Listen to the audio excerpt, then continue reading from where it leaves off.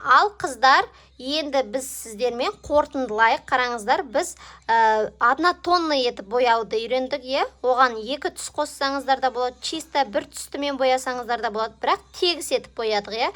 Содан кейін қарлығашты боядық, әр түрлі түстерді қостық, жылтырды қостық, үстін эпоксидный смоламен құйдық, соны үйрендік. Содан кейін барып, эпоксидный смоланың өзіне красканы бірден қосып, осылайынан әр түрлі техника жасауды үйрендік. Содан кейін барып 3D-ні бояп үйрендік. 3D-ні краскасымен бояп, үстіне дәл солайынан осылай эпоксидный смола құйдық. Одан кейін артын акрилмен бояйсыздар, оны да көрсеттім сіздерге, кез келген акрилмен бояйсыздар. Қазір оны лактауда қазір қандай лакпен бояуға болатынын да көрсетемін. Ал қыздар, мынаның сыртын осындай лакпен лактасаңыздар болады. Бұл лак кәдімгі ағашқа арналған, сыртынан финишный лак дейді ғой, сондай лак қой. Просто мен лактайын десем, бұл лагым сәл қатыңқырақ қапты. Балконда қалып қойған ғой, суыққа, содан қаты қапты. Егер лактарыңыз бар болса, лактасаңыздар болады. Мына арт жағын. Просто ол жылтырап тұрады да, содан кейін барып үстіне нені жапсыратын боласыздар, брошканы. Ал егер лак болмаса, лактамасаңыздар да болады. Бұл жұқпайды, киімге де жұқпайды, қолға да жұқпайды, ештеңе. Таза жерге қараңыздар, жұқпайды, ешқай жер қара болмайды. Сондықтан да осы күйінде қалдырсаңыздар болады. Содан кейін брошкаларды артына жапсырдық қой. Мен сіздерге енді мынандай сырғаларды көрсетейін деп тұрмын, қараңыздар. Осындай сырғалар бар. Бұл кезінде менде алынған, бұл қараят. Көрдіңіздер ме? Бұл простойлау. Ал мынау качество люкс дейді ғой қазіргі таңда. Сондай сырға, сондайды сатып алсаңыздар болады. Бұл қараймайды, суға тисе де қараймайды.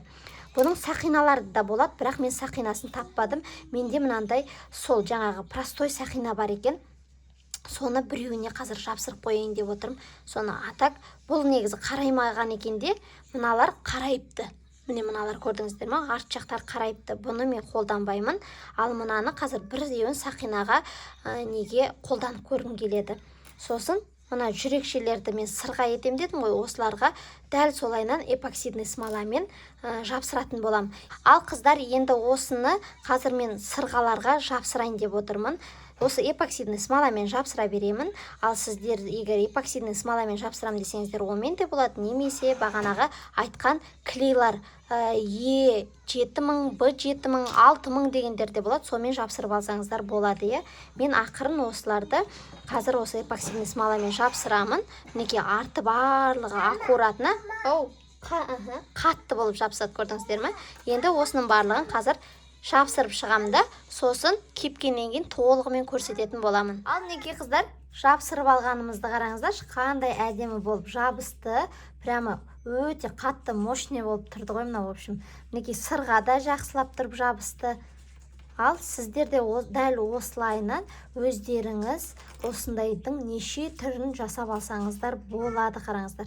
Неке брошка дейсіз ба, брошка, сырға дейсіз ба, сырға, сақина да жасауға болады, көрдіңіздер ме? Сондықтан да өз фантазияларыңызға ерік беріп, кез келген дүниені жасап алсаңыздар болады. Мастер-класс ұнады деген ойдамын. Ал келесі сабақта, келесі мастер-класстарда жолыққанша.